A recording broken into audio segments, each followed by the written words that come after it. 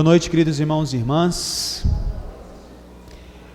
Na semana passada, nós vimos o Evangelho de Marta e Maria, o que cabe perfeitamente para iniciar esta homilia. Eu dizia na semana passada 3 coisas ao final da pregação da homilia. Primeiro, a maior virtude encontra-se em transformar a nossa vida num constante serviço de louvor. Eu lhes convidava a juntar na vida de vocês as atitudes daquelas 2 mulheres, Marta e Maria. Segunda coisa, não somente ir ao encontro de Deus na oração, mas especialmente, eu lhes dizia, trazer Deus para todas as nossas orações. Não deixar Deus fora de nenhuma das nossas atividades.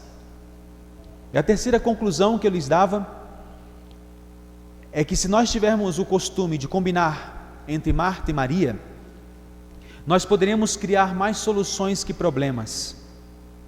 Nossas atividades avançarão os planos de Deus e Deus abençoará mais os nossos trabalhos.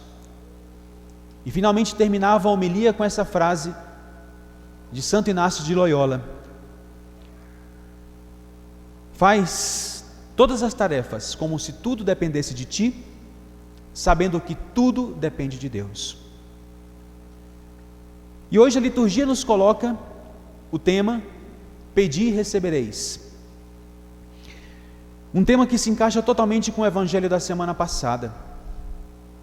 E eu lhes aconselho, queridos irmãos e irmãs, seguir combinando na vida de vocês, na nossa vida, as atitudes de Marta e Maria, mulheres e homens de oração e ação. Não podemos ser somente pessoas de oração ou pessoas de ação. Combinar as 2 coisas para obter esse pedi e recebereis. Porém, eu lhes deixo 3 atitudes importantes para nós conseguirmos, diante de Deus, alcançar os nossos pedidos em oração. Porque às vezes é meio misterioso, e vocês me dizem, alguns momentos: padre, por que eu rezo tanto? Às vezes, porque eu rezo e eu não obtenho as graças que eu estou pedindo. A primeira atitude que eu lhes aconselho, irmãos e irmãs, é a perseverança. O Evangelho de hoje, ele vai se realizar muito na nossa vida quando nós somos perseverantes. Isto é, um dia sim, outro depois. Amanhã também eu faço, e depois de amanhã eu também rezo e trabalho. Eu não posso rezar uma vez só e dizer: Senhor, está nas tuas mãos. Irmãos, para abrir o coração de Deus na oração, é como fazer uma chave muito precisa. É difícil. O coração de Deus, ainda que seja um coração misericordioso, mas nós precisamos, para abrir essa chave do coração de Deus, a porta do coração de Deus, uma chave que é delicadíssima. E um bom chaveiro está lá, faz a chave, não abre, ele volta, lima um pouquinho mais e volta a tentar, não dá. E assim nós passaremos talvez muito tempo da nossa vida. Mas nós não podemos deixar de crer que Deus nosso Senhor vai abrir o coração e vai me dar a graça que eu preciso. Mas eu tenho que perseverar. Como, irmãos, nós podemos dizer a uma planta: olha, se vira, eu nunca mais vou te molhar depois de te plantar. Eu preciso regar aquela planta, regar com constância, para que a planta dê frutos.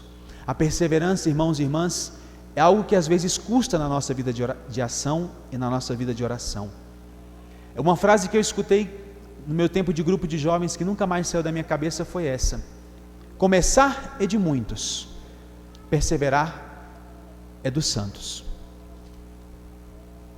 Segunda atitude importante para obter de Deus o que nós precisamos é fazer tudo com amor.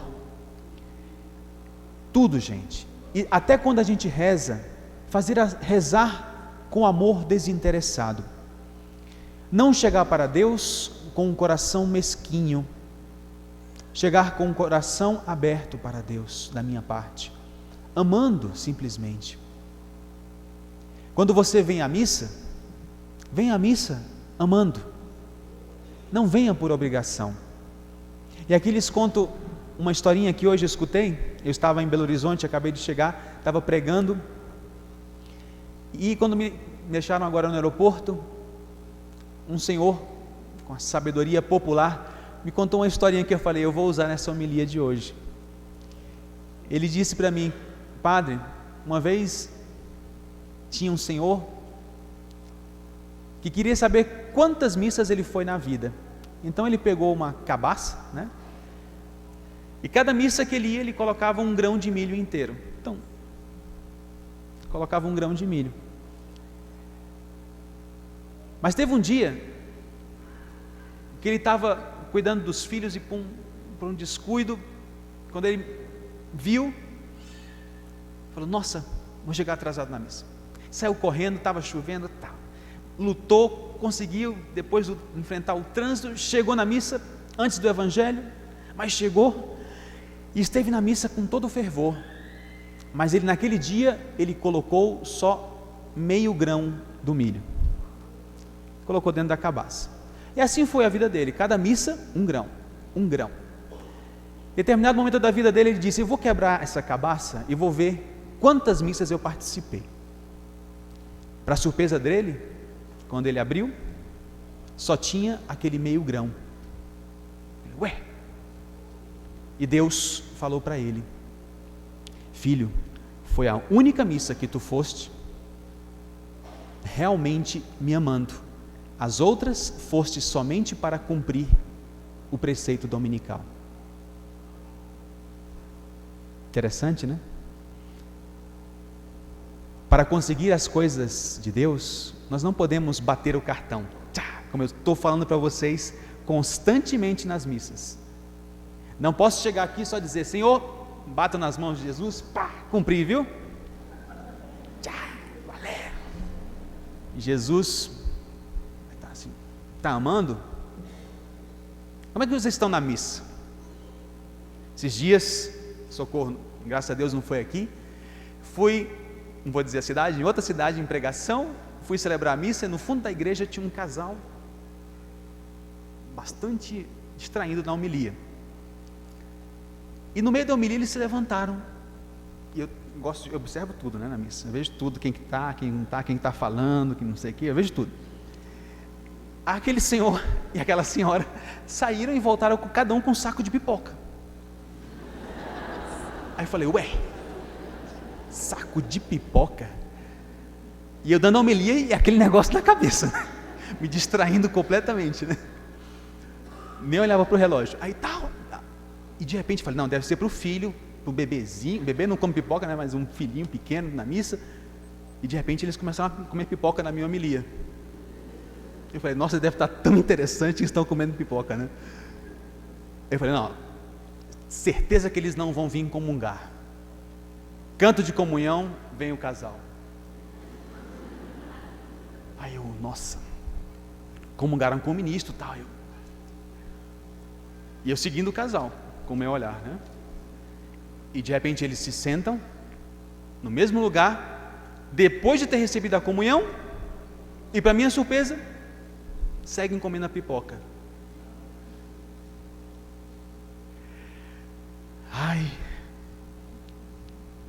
irmãos, precisamos amar mais a Santa Missa, fazer da Santa Missa um momento de oração onde a gente recebe mesmo a graça, mas temos que ser mais profundos, não podemos deixar escapar nenhum momento da missa, fazer tudo com muito amor. Terceiro conselho e último: pureza de intenção. Não rezar querendo que Deus faça os meus quereres, rezar dizendo: Senhor, que se faça a tua vontade. Por isso, irmãos, essa tem que ser a semana do Pai Nosso para nós. A oração mais perfeita é o Pai Nosso. Que nós possamos ir nessa semana e ter essa oração durante a mesma. E eu lhes pediria um favor, se aceitam esse compromisso diante de Deus. Durante essa semana, antes de todas as refeições, alguns já têm o costume, antes de todas as refeições, rezar em família o Pai Nosso, meditando nessa oração mais perfeita para obtermos de Deus o que nós precisamos. Seja louvado nosso Senhor Jesus Cristo.